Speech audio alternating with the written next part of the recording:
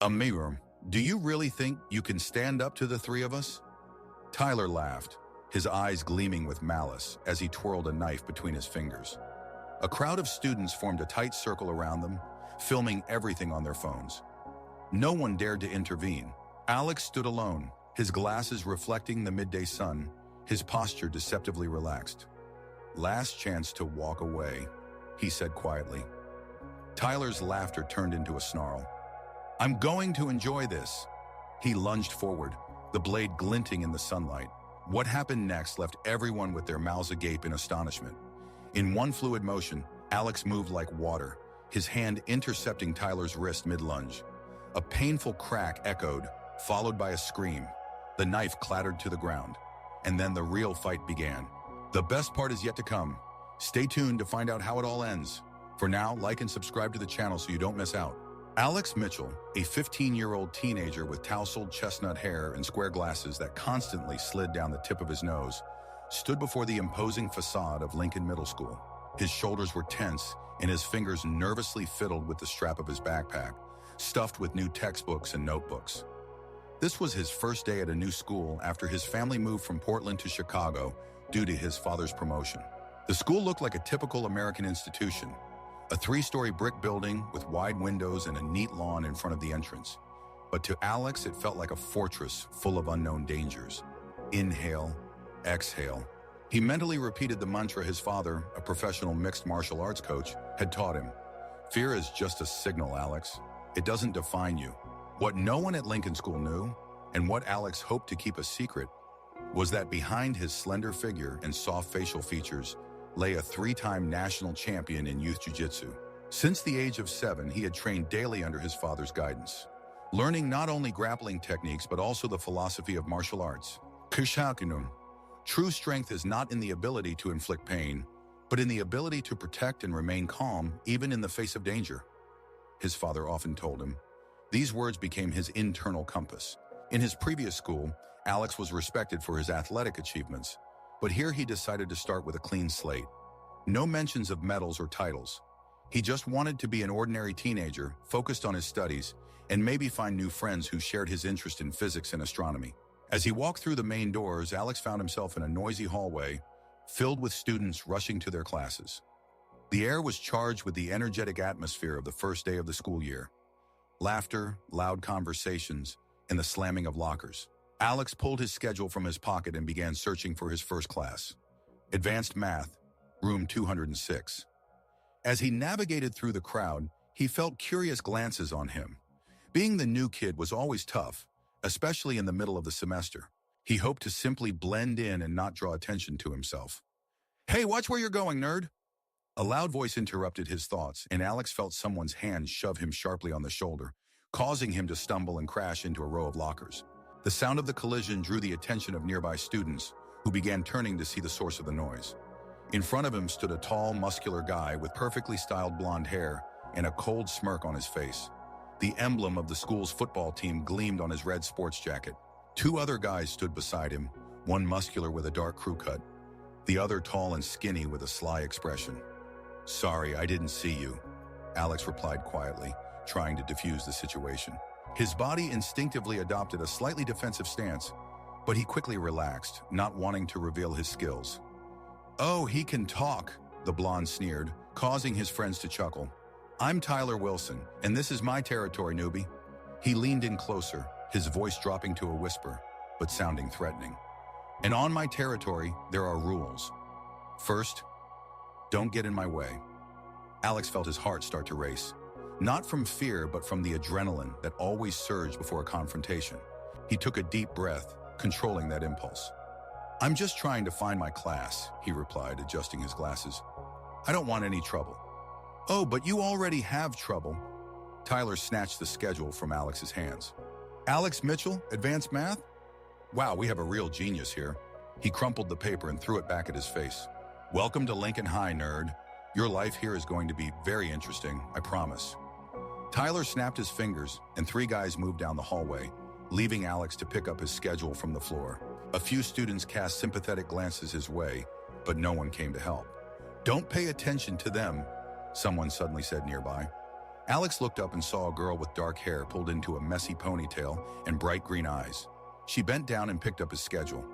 "I'm Emily Parker.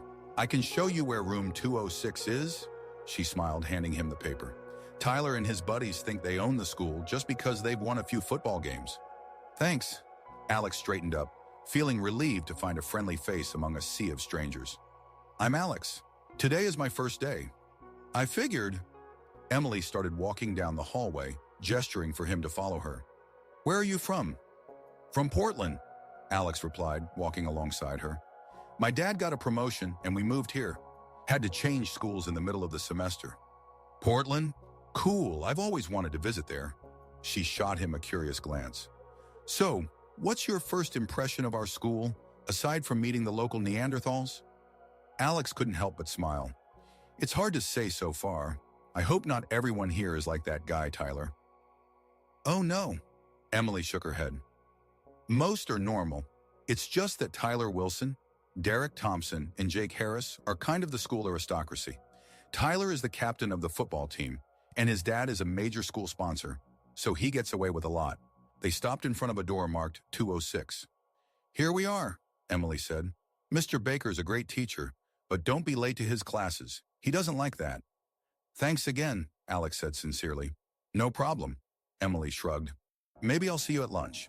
I usually sit with my friends in the far corner of the cafeteria by the windows." "Sure." Alex nodded, feeling that his first day might not be so bad after all. When Emily left, Alex took a deep breath and entered the classroom. The day flew by faster than he expected. The teachers were mostly welcoming, though demanding, and the classmates were friendly enough, albeit curious about the new kid. Fortunately, Tyler and his friends weren't in any of Alex's classes until lunch. Entering the noisy cafeteria with a tray holding a burger and fries, Alex scanned the room for Emily. He spotted her in the far corner, just as she had said, with two other girls and a guy in glasses who looked like a computer whiz. He started making his way to their table when suddenly he felt someone trip him. Alex, with his trained reflexes, could have easily kept his balance, but he chose not to.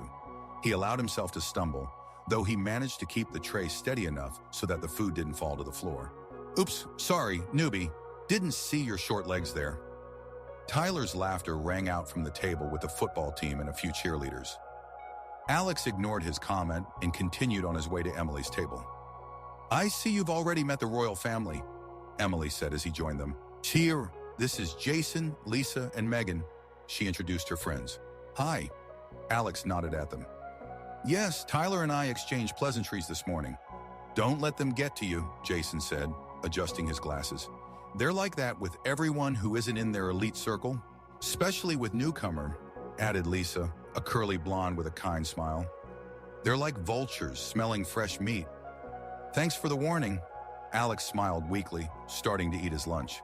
"But I'm used to handling difficulties." "Cherie." "Oh, you don't understand." Megan, a dark-haired girl with a serious look, said quietly. "Tyler and his friends are not just school bullies. Last year, they drove one guy to the point where his family had to move." Alex frowned. "And the administration does nothing?" The four friends exchanged glances. "Principal Hammond is afraid of losing funding from Tyler's dad," Emily explained, "and Coach Reynolds values Tyler too much as a star of the football team. So I advise you to stay away from them," Jason concluded. Alex chewed thoughtfully on his fries. He had never sought out conflict, but he didn't shy away from it either. As his father often said, sometimes the only way to stop bullying is to fight back. "I'll keep that in mind," he finally said. The rest of lunch went in a more positive direction. Alex learned that Emily was the president of the debate club and wrote for the school newspaper. Jason participated in programming competitions. Lisa played the cello in the school orchestra, and Megan was the captain of the track team. "Do you have any hobbies?" Lisa asked, looking at him with interest. Alex hesitated for a moment. He could tell them about his jiu-jitsu titles, how he trained for 4 hours every day, about his meditation and competition preparation. But he decided to keep that a secret, at least for now. "Nothing special," he shrugged. "Well, I sometimes read science fiction, love astronomy, do a bit of sports." "What kind of sports?" Megan immediately asked with interest. "Various," Alex replied evasively. "Running, push-ups, nothing serious." The bell interrupted their conversation, signaling the end of lunch break. Tony, what's your next class? Emily asked as she stood up. Alex looked at his schedule. Gym with Coach Reynolds. The four friends exchanged meaningful glances. What? Alex asked. It's just that the football team has gym class too right now, Jason said. Good luck, dude. With a heavy feeling, Alex headed to the gym. The locker room was already filled with guys changing into their sports gear. Alex chose a secluded corner and began to change, trying not to draw attention to his body, which despite appearing thin, was actually strong and muscular from daily training. He was just putting on his sports shirt when he heard a familiar voice. Look who's here, our new friend, Nerdy Alex. Tyler and his two friends surrounded him, smirking with ill intentions. I just want to change and go to class, Alex said calmly, trying not to show irritation. Of course, Tyler winked at Derek and Jake. But first, a little initiation into the traditions of our school. Before Alex could react, Jake grabbed his backpack and gym bag, while Derek blocked his way. Let me guess, Tyler drawled, rummaging through his things. You probably have your mom's notes wishing you a good day? Or maybe a little teddy bear for courage? Alex clenched his fists, feeling his pulse quicken. It was one thing to endure verbal insults, but entirely different when someone was rifling through his personal belongings. Especially concerning was the fact that in the side pocket of his backpack lay a photo from the last championship, where he stood on the podium with a gold medal. Give me my stuff back, he said, and his voice sounded firmer than before. Tyler raised an eyebrow, noticing the change in tone. Or what? You'll run off to tell the teachers? He pulled Alex's phone out of the backpack pocket. Let's see what secrets our new friend is hiding. This was crossing all boundaries. Alex stepped forward, but Derek blocked his way, pressing his broad palm against his chest. Nah.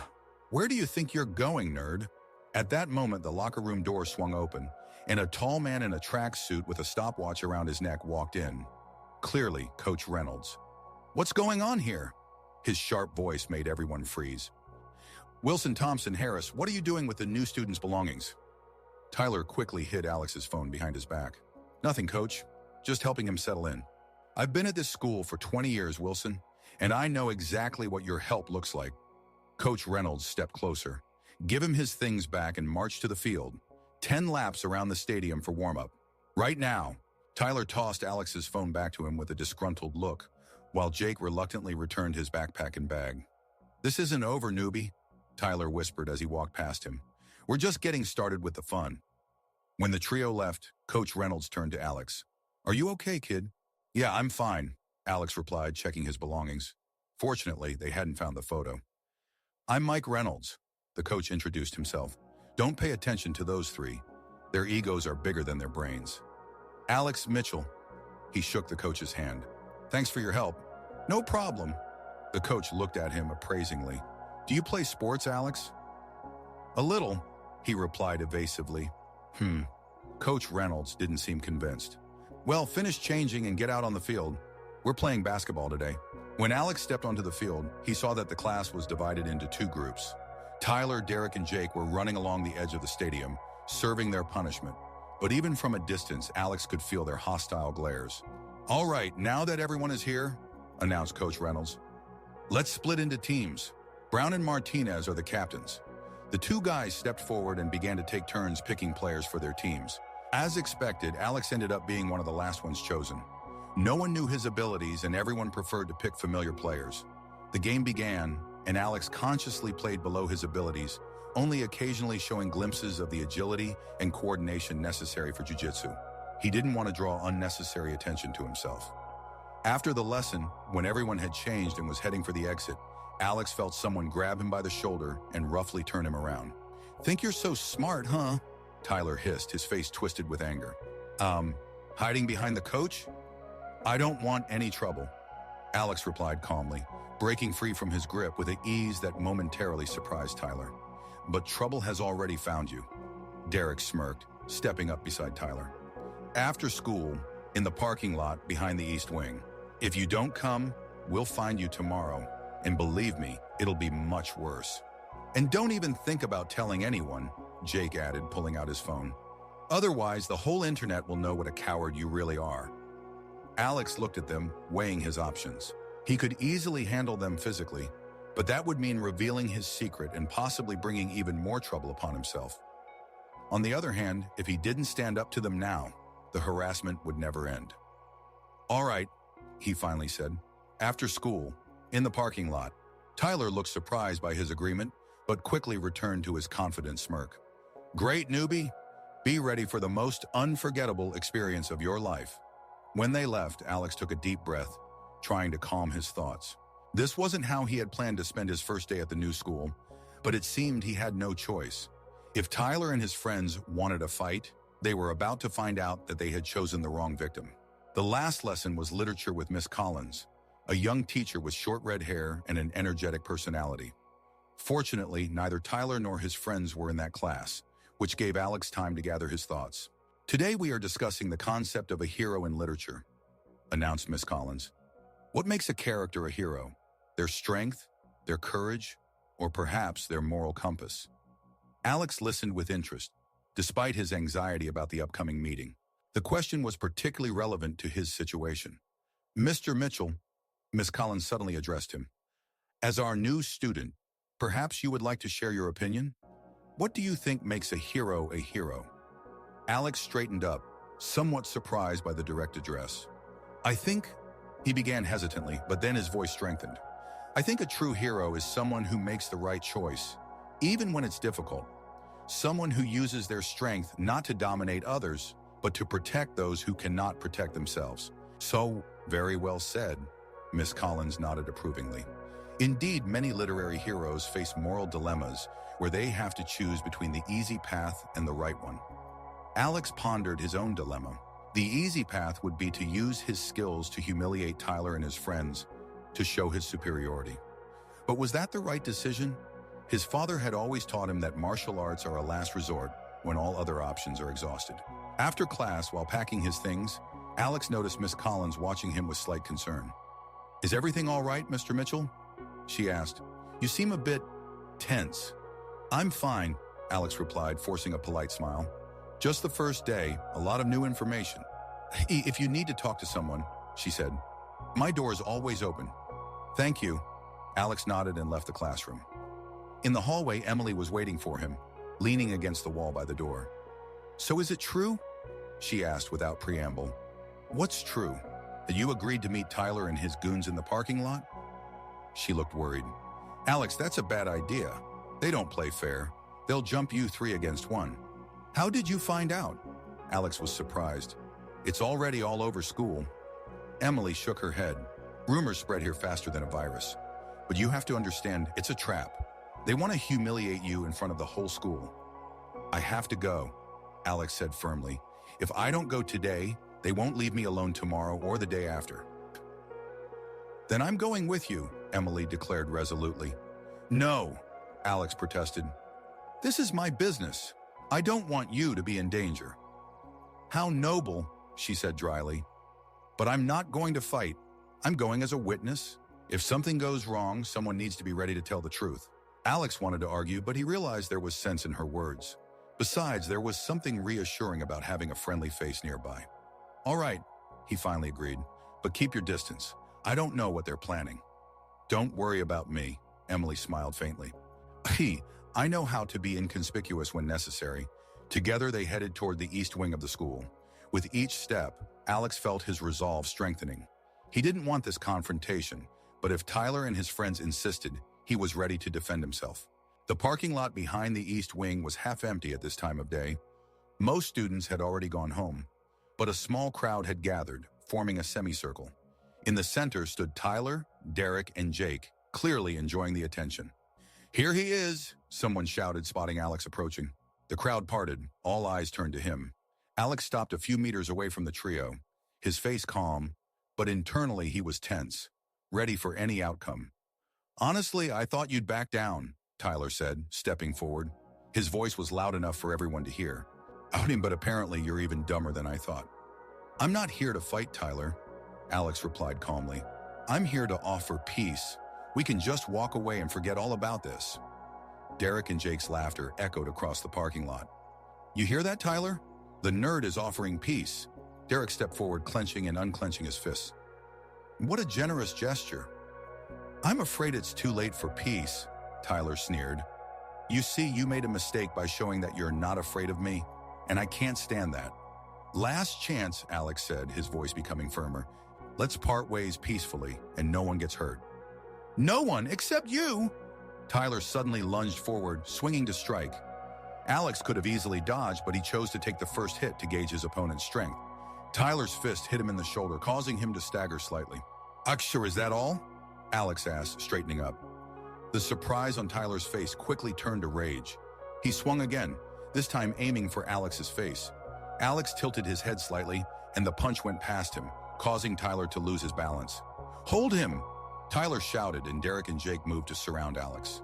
What happened next made everyone present hold their breath. With a grace that no one expected from a nerd, Alex moved between the three attackers, dodging blows with such ease it was as if he were dancing. He didn't attack, only defended, using minimal movements to conserve energy. What the hell? Derek gasped as his powerful punch met only air, and he found himself on the ground after a light shove from Alex. Stop, Tyler suddenly said, gesturing for his friends to halt. His eyes narrowed. Who the hell are you? Alex straightened up, his breathing steady despite the physical activity. I already told you, Alex Mitchell, the new student. No, Tyler shook his head. A regular nerd doesn't move like that. You're someone else. At that moment, Jake, who had stepped over to Alex's backpack lying off to the side, triumphantly exclaimed, Found it! Look! He held up a photograph showing Alex standing on a podium with a gold medal around his neck, surrounded by other athletes in kimonos. Sufri National Jiu-Jitsu Championship, gold medalist in the youth category. Alex Mitchell. Jake read the caption on the photo. The crowd began to whisper. Alex sighed, realizing his secret was out. So you've been fooling us all this time? Tyler's face twisted in anger. And pretending to be a weakling, and you're a champion. I never said I was a weakling, Alex replied calmly. I just didn't want to draw attention to my skills. I came here to learn, not to fight. Well, now you're definitely going to fight, Tyler growled, and a blade glinted in his hand. Let's see how good your jiu-jitsu is against this. A collective gasp swept through the crowd.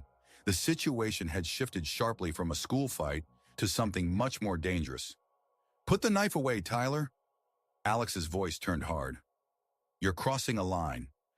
No, you crossed my line when you came to my school and thought you could humiliate me. Tyler began to circle him slowly, the knife aimed at Alex. Now everyone will know what happens to those who think they're better than Tyler Wilson. Tyler, stop! Emily shouted from the crowd. You've lost your mind. This is a criminal offense. Shut up! Tyler snapped, not taking his eyes off Alex. This is between me and the champion. Alex assumed a fighting stance, his body tensing. He could handle the knife. He had been trained for situations like this. But the risk was significantly higher. Last chance to back down, Tyler, he warned. Never! And Tyler lunged forward, the knife aimed at Alex's stomach. Time seemed to slow down for Alex. He saw the trajectory of the knife, calculating his movements with the precision of a clockwork mechanism. In one smooth motion, he dodged the attack, grabbed Tyler's wrist, and using his own momentum, directed him to the ground while simultaneously twisting the arm with the knife behind his back. A muffled cry of pain escaped. The knife fell from Tyler's hand and clattered onto the asphalt. Alex held it in a painful grip, pressing it to the ground with his knee. Derek and Jake froze, unsure of what to do, seeing their leader defeated. "It's over, Tyler," Alex said, his voice calm despite the tense situation. "This isn't a movie, and it's not a game. A knife is a real threat to life. Do you understand that you could have killed someone?" Tyler didn't respond, only groaned in pain. "Let him go," Derek demanded, stepping forward. "Don't move," Alex warned. "I don't want to hurt any of you, but I will defend myself if I have to." At that moment, a loud whistle sounded, and the crowd parted, allowing Coach Reynolds to pass through. "What the hell is going on here?" he thundered, surveying the scene. His gaze fell on the knife lying on the asphalt, and his face paled. "Wilson, is this yours?" Alex slowly released Tyler, allowing him to get up. He rubbed his wrist, his face twisted in a mix of pain and humiliation. "It was self-defense, Coach," Emily said, stepping forward. "I have it on video." Tyler threatened Alex with a knife. Coach Reynolds shook his head, his face growing darker. "Everyone go home," he ordered. The show is over. And you four, he pointed at Alex, Tyler, Derek, and Jake, to the principal's office. Immediately, the crowd began to disperse reluctantly, many still casting glances at Alex, now mixed with respect and even fear. As they walked to the main building, Tyler kept his distance from Alex, his former confidence completely gone. Derek and Jake followed him like lost puppies without their leader. For your information, Coach Reynolds said quietly, aligning himself with Alex, what you did was impressive, but also damn dangerous. You could have been hurt. I knew what I was doing, Alex replied. My dad has been training me since I was 7. Nevertheless, the coach shook his head. Next time, if you feel threatened, come to me or another teacher. Don't solve problems on your own. You're right, Alex agreed. But it wasn't just about me. I was trying to protect other students too. People like Tyler can't be left unpunished. Otherwise, they'll never stop. There is some truth to that, the coach admitted, opening the door to the administrative wing. But there is a difference between justice and revenge, and a fine line between protection and violence. In Principal Hammond's office, a tall woman in a strict suit with a stern look and pursed lips was already waiting for them. Coach Reynolds, explain what happened, she demanded, her voice as cold as ice. Madam Principal, we had a situation in the parking lot, the coach began. Apparently, Mr. Wilson threatened the new student, Mr. Mitchell, with a knife. That's a lie, Tyler suddenly exclaimed. Sure, I didn't threaten anyone.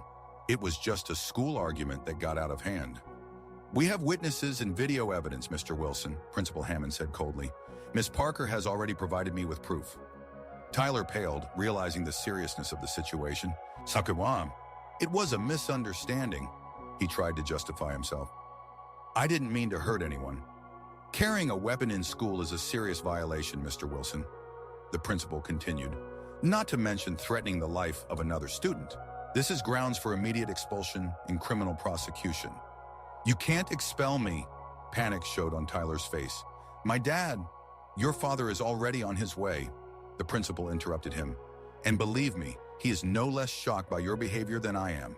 Alex silently watched the unfolding events. He didn't want Tyler to be expelled, despite everything he had done. Expulsion could only intensify his bitterness and anger. Madam Director, he finally said, I don't think expulsion is the best solution. All eyes turned to him. Come, what do you propose, Mr. Mitchell? The director asked, raising an eyebrow. Tyler made a mistake, a serious mistake. Alex looked directly at his recent opponent. But we all make mistakes. Perhaps instead of expulsion, it would be better to use this incident as an opportunity for growth and change. An interesting suggestion from someone who was threatened with a knife, the director remarked dryly. My father always said that true strength lies not in destroying an opponent, but in turning him into an ally. Alex continued, perhaps Tyler needs not only discipline, but also an understanding of the consequences of his actions. The director pondered, tapping her fingers on the table. Kunewachun, what do you specifically propose? A temporary suspension with community service at school, Alex replied, and maybe mandatory anger management classes. And, he paused for a moment, gathering his thoughts, I could teach him some principles of martial arts, not fighting techniques, but the philosophy of self-control and respect. Tyler looked at Alex with disbelief and confusion. He clearly didn't understand why he was defending him after everything that had happened. That's an unusual proposal, Director Hammond said, but not without merit. Of course, given the seriousness of the violation, I must consult with the school board and law enforcement. Mr. Wilson, considering what happened, you are immediately suspended for 2 weeks, and your return depends on the results of the investigation and the psychologist's assessment. Tyler nodded, his usual confidence completely gone. And as for you, Mr. Thompson and Mr. Harris, the director continued, addressing Derek and Jake, you will receive a week of suspension and a written warning. If this happens again, the consequences will be more severe. Yes, ma'am, both mumbled, avoiding her gaze. Mr. Mitchell, the director turned her gaze to Alex. While I appreciate your ability to defend yourself, in the future, I recommend that you reach out to school staff when conflicts arise. I understand, Alex nodded. It won't happen again. Good, Director Hammond stood up. You are all free for today. Coach Reynolds, please ensure they all leave the school premises safely. As they exited the office, Tyler unexpectedly stopped Alex, gesturing for the coach to give them a moment. "Why?" he asked, his voice quiet and uncertain. "Why did you stand up for me? After everything I did?" Alex looked him straight in the eye. "Because everyone deserves a second chance, and because true strength lies not in destroying an opponent, but in understanding him." Tyler stared at him for a long time, as if trying to decipher a complex puzzle. I don't know what to say," he finally spoke. "You don't need to say anything," Alex replied. "Just think about what happened and decide what kind of person you want to be moving forward." With those words, he turned and walked toward the exit, where Emily was waiting for him. "That was incredible," she said as they stepped outside. "The way you moved, how you handled the knife, and then how you stood up for Tyler." "Why?" Alex shrugged, smiling for the first time that long day. "My father always said, win not by strength, but by wisdom, not with hands, but with heart." And today I understood what he meant. They walked along the path to the main gates of the school, the evening sun casting long shadows on the ground. "You know," Alex continued, "I was worried about moving, about the new school, about having to start all over again. But now I think that maybe this was a chance not only for Tyler to change, but for me as well." "How so?" Emily asked curiously. "In my old school, everyone knew me as a champion," Alex explained. "This defined me. Here I wanted to be someone else, just an ordinary guy. But today I realized that I can't run away from who I am. And maybe that's not so bad." Emily smiled, gently touching his hand. "I think you are exactly who you are meant to be, Alex Mitchell. And I'm glad you ended up at our school." Alex felt warmth spreading in his chest. Perhaps this day was not such a bad beginning after all. But while Alex and Emily were leaving the school grounds in another part of the city, Derek and Jake were plotting revenge that threatened to destroy the fragile truce that had just begun to form. The next morning, Alex woke up to the loud ringing of his mobile phone. Emily's name lit up on the screen. "Alex?" Her voice sounded tense and scared. "Can you talk?" "Yes, what happened?" He immediately sensed that something was wrong. "It's Derek and Jake," she said quickly. They ambushed me on the way to school. They told me to deliver a message to you." Alex sat up in bed, fully awake, his heart racing. "What message? Did they do something to you?" No, I'm fine," Emily hurried to reassure him.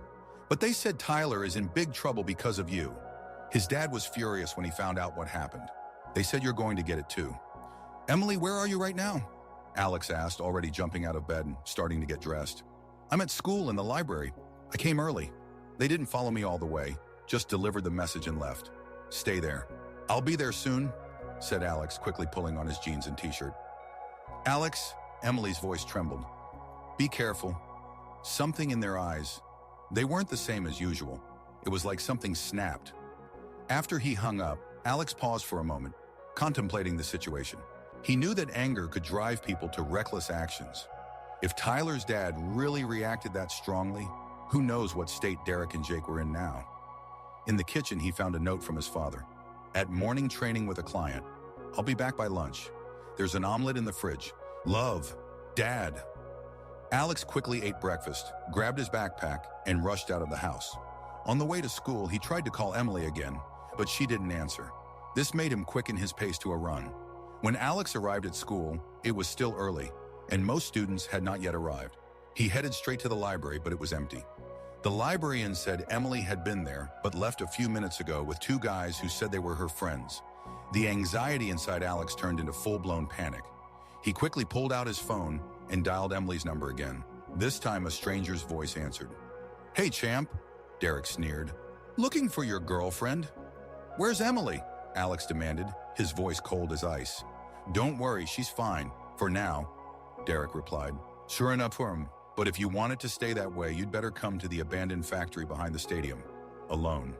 Right now.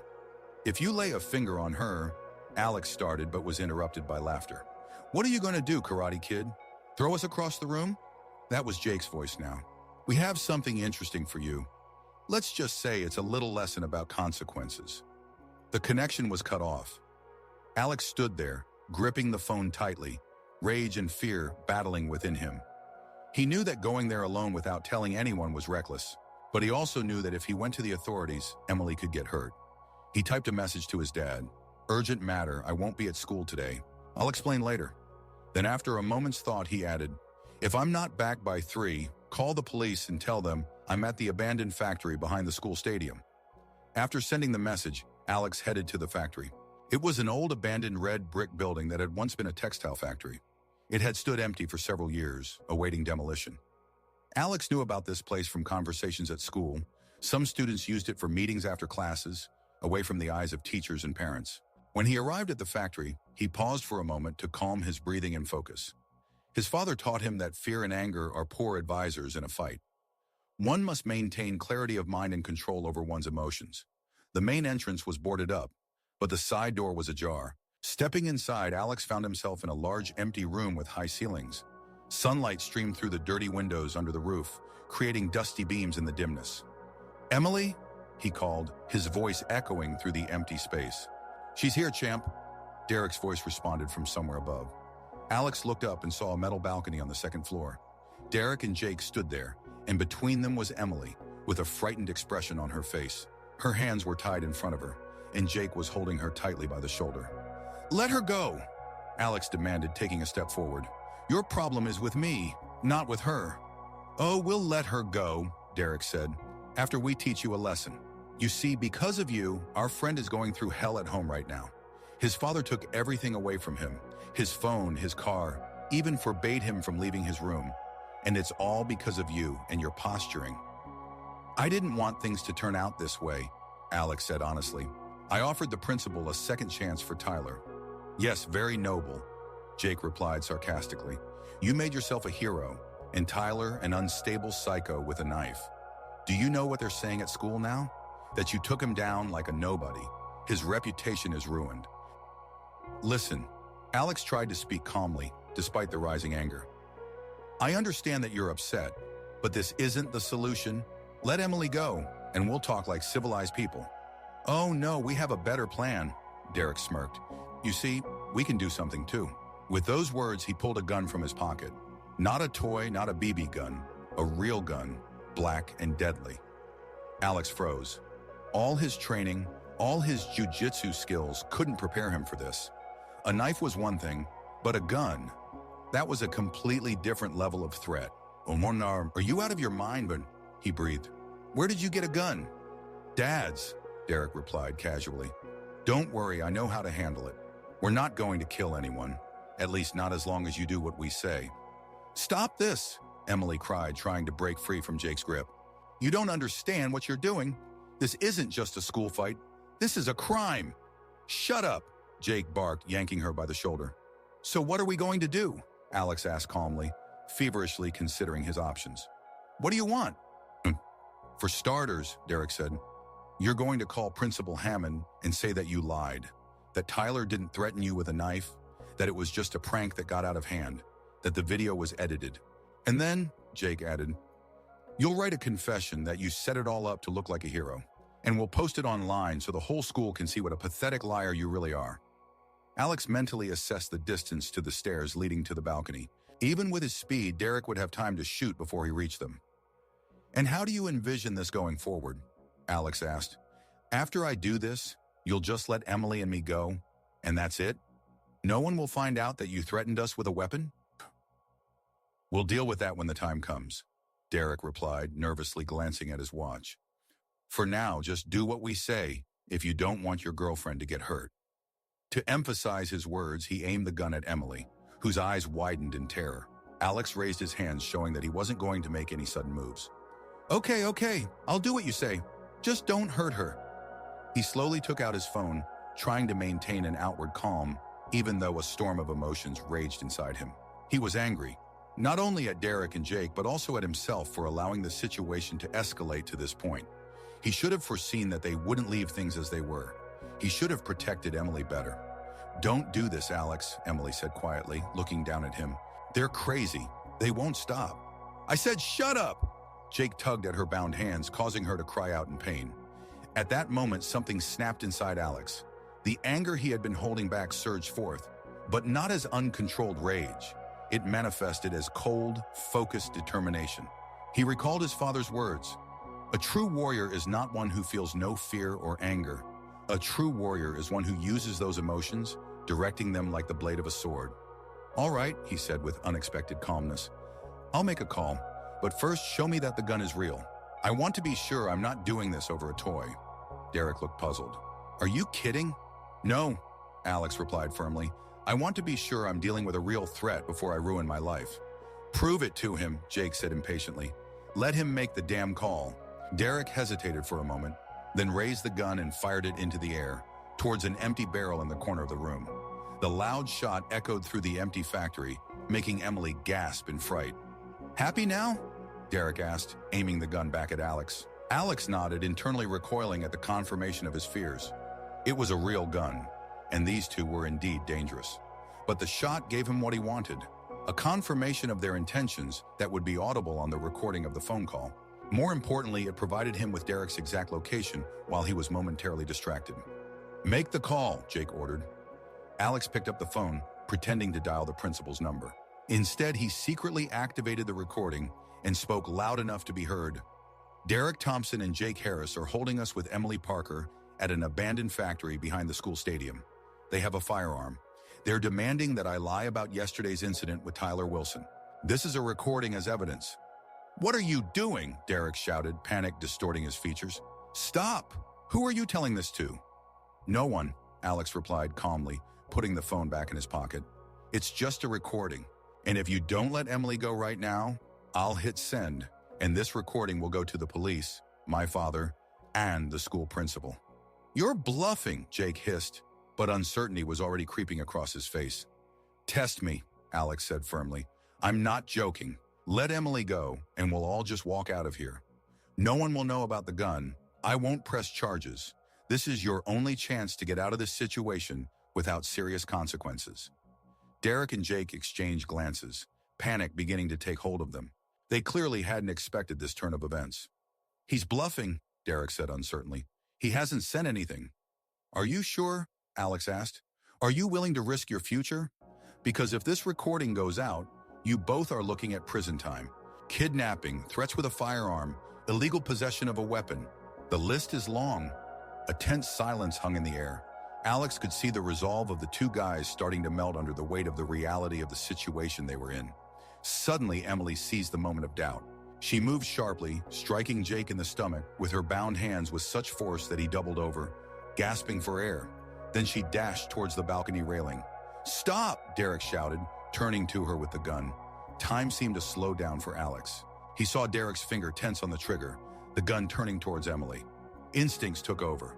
With incredible speed, he lunged forward, simultaneously grabbing a metal rod from the floor, a remnant of the crumbling factory structure. With the precision and force that only years of training could provide, Alex hurled the rod like a spear. He hit Derek in the hand just as the shot rang out. The bullet flew into the ceiling, showering everyone with dust and small debris. Derek dropped the gun, which clattered loudly as it fell onto the metal floor of the balcony. Emily, without wasting a second, rushed over and kicked it into a far corner, out of reach of both guys. Alex was already on the stairs, flying up the steps with such speed that it seemed he barely touched them. When he reached the balcony, Derek was clutching his injured hand, while Jake still couldn't straighten up after Emily's blow. "It's over," Alex said, positioning himself between them and Emily. "End this now, before anyone gets seriously hurt." "You don't understand," Derek gasped through the pain. "Tyler was everything to us. He made us someone. Without him, we're nobody." "That's not true," Alex said firmly. "You can be whoever you want to be. But this," he gestured around at the situation, "is not the way. You're smarter than this. Better than this." At that moment, the factory doors burst open, and several figures rushed in. It was Alex's father, Coach Reynolds, and two police officers. "Alex," his father shouted, quickly assessing the situation. "Are you okay?" "Yeah, Dad," Alex replied, keeping his eyes on Derek and Jake. "But we need help. Derek's hurt, and Emily's tied up." Over the next hour, a scene unfolded that Alex hoped he would never have to witness again. The police arrested Derek and Jake, paramedics treated Derek's wound, and checked Emily for injuries. The gun was seized as evidence, and all parties gave their statements. It turned out that Alex's message to his father did not go unnoticed. Concerned about its content, Michael Mitchell immediately called the school, where he learned from the librarian about Emily's strange departure with two guys. Connecting the dots, he contacted Coach Reynolds, who knew the location of the abandoned factory, and together they alerted the police. Later, sitting in Principal Hammond's office with his father and Emily's parents, Alex felt physically and emotionally drained.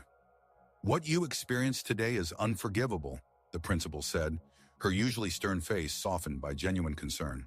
"I am very sorry this happened in our school, with our students." "What will happen to Derek and Jake?" Alex asked. "That's no longer a school matter," his father replied. "It's a criminal offense. They will be charged with kidnapping, armed threats, and a number of other serious charges." "They just got confused," Alex said quietly. "They thought they were protecting their friend." "That's no excuse for what they did," Emily's mother said firmly, holding her daughter tightly by the shoulders. "They could have killed you both." "I know," Alex nodded, "but I still feel sorry it turned out this way." After the meeting, as he and his father were heading towards the school exit, Coach Reynolds stopped them. "Mitchell, I have to say," he began, placing a hand on Alex's shoulder, "what you did today, it wasn't just brave, it was smart. You kept a cool head in a situation where most adults would have lost theirs." "I was just doing what I was taught," Alex replied, glancing at his father. "Your father should be proud of you," the coach said, "and I think the school is lucky to have a student like you." "Thank you, Coach," Alex replied quietly. When they got into the car, his father was silent for a while, then turned to him. "You scared me to death today, you know that?" "I'm sorry, Dad." Alex looked down. "I should have called the police right away, but I was scared for Emily." "I understand your motives," his father nodded. "But remember what I taught you.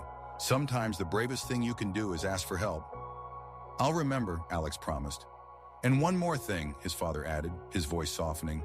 "I'm proud of you, not for putting yourself in danger, but for how you handled the situation. You used your skills not to cause harm, but to protect. And that makes you a true champion." These words warmed Alex's heart, despite all the turmoil of the day. The following days at school were strange. The story of what happened at the factory spread like wildfire, turning Alex from just a new interesting student into a true legend. Students looked at him with awe, teachers with respect and concern. Emily stayed close to him, their friendship, forged by a shared ordeal, deepening with each passing day.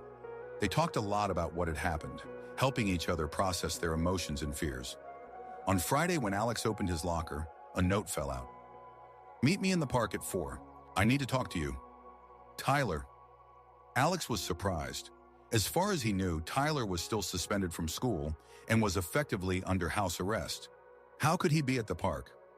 After school, hesitating a bit, Alex headed to the park. He told Emily where he was going and asked her to inform his father if he didn't return by dinner. The lesson had been learned. He would never act alone again without informing someone. In the park, on a bench by a small pond, sat Tyler. He looked different from how Alex remembered him. His perfectly styled hair was disheveled, his shoulders slumped, and his gaze was fixed on the ground. He lifted his head when he heard approaching footsteps, and Alex saw something new in his eyes. Vulnerability. "You came," Tyler said, a hint of surprise in his voice. "Yeah," Alex replied, sitting down next to him on the bench, keeping his distance. "How did you get here? I thought you were under house arrest." "My dad let me out for an hour," Tyler said with a weak smile. "He said I needed to look the person in the eye that I almost hurt and apologize in person. I was lucky that the charges were reduced thanks to your advocacy." They sat in silence for a few minutes, watching the ducks swim across the pond. "I heard what happened with Derek and Jake," Tyler finally said. It's awful. I never thought they would go that far." "They thought they were protecting you," Alex replied. "No," Tyler shook his head. "They thought they were protecting their own reputation. Without me, they were nobody and they knew it." "Just like you," Alex said calmly, meeting Tyler's gaze. He sighed. "Yeah, just like me. I always thought being on top was everything. Having power so that everyone feared you, respected you, followed you. But now I see that it was empty. I wasn't happy. I was just empty." "It's never too late to change," Alex said. "Do you think?" Tyler raised an eyebrow. "After everything I've done? After my friends almost killed your girlfriend because of me?" "It's not your fault," Alex said firmly. "You didn't ask them to do that. You didn't tell them to take a gun and threaten someone." "No, but I created an environment where it seemed right," Tyler countered. "I was the one who taught them that strength is all that matters." Alex thought for a moment. "You know, my dad always said that the hardest thing in any art is not learning how to fight, but learning when not to fight. Maybe the hardest thing for you now is learning to be strong in a new way. Strong not through fear and power, but through understanding and respect. Tyler looked at him for a long time, as if seeing him for the first time. "You're strange, you know that," he finally said with a hint of his old smirk. "Most people in your position would hate me. Hate only breeds more hate," Alex replied. "Besides, I had good training." "Yeah, I saw." Tyler rubbed his wrist, recalling how Alex had disarmed him. "Listen, I know my word doesn't mean much right now, but I want to apologize. For the knife. For everything. I truly regret it." "I believe you," Alex simply said. They sat in silence again, but now it was comfortable, as if the first layer of ice between them had begun to melt. "So what now?" Tyler asked. "What happens next?" "Well, as far as I understand, you'll be back in school in a week. Then there will be community service. And also," Alex smiled, "you'll have a chance to learn how to control your anger from a 3-time national champion in jiu-jitsu." "Sounds like a plan." Tyler extended his hand. "Thank you, Alex, for everything." Alex shook the outstretched hand, feeling that this moment meant much more than just a truce between two former rivals. It was a moment of transformation, a moment when both of them decided to become something more than just a bully and a nerd, more than just a winner and a loser. That Saturday evening, as planned, Alex went to the park outside of town to watch the meteor shower with Emily and her friends. They spread a blanket on the grass and lay there, gazing up at the star-studded night sky. When the first meteor streaked a bright line across the black canvas of the sky, Emily took Alex's hand. "Thank you," she said quietly. "For what?" he asked, turning his head to see her profile in the moonlight. "For saving me," Emily replied. "For being brave when I was scared. For not becoming like them, even when you could have." "I was scared too," Alex admitted. "Sometimes being brave is just doing what needs to be done, even when it's frightening." "And you did it," Emily squeezed his hand tighter. "You're a real hero, Alex Mitchell, but not because you're a jiu-jitsu champion, because you're a good person." Alex felt warmth spreading in his chest. He looked up at the sky, where meteors continued to fall like a shower of stars, creating an unforgettable spectacle.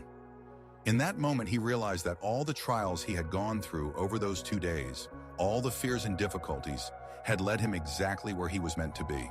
He was no longer just a rookie, just a champion, just a guy in glasses who wanted to remain unnoticed. He was Alex Mitchell, a person who had found his place, his strength, and his heart. And above them, in the endless ocean of stars, the cosmic dance of light continued, reminding that in this vast world, there is a place for everyone. For bullies and nerds, for champions and newcomers, for all who seek their path among the stars.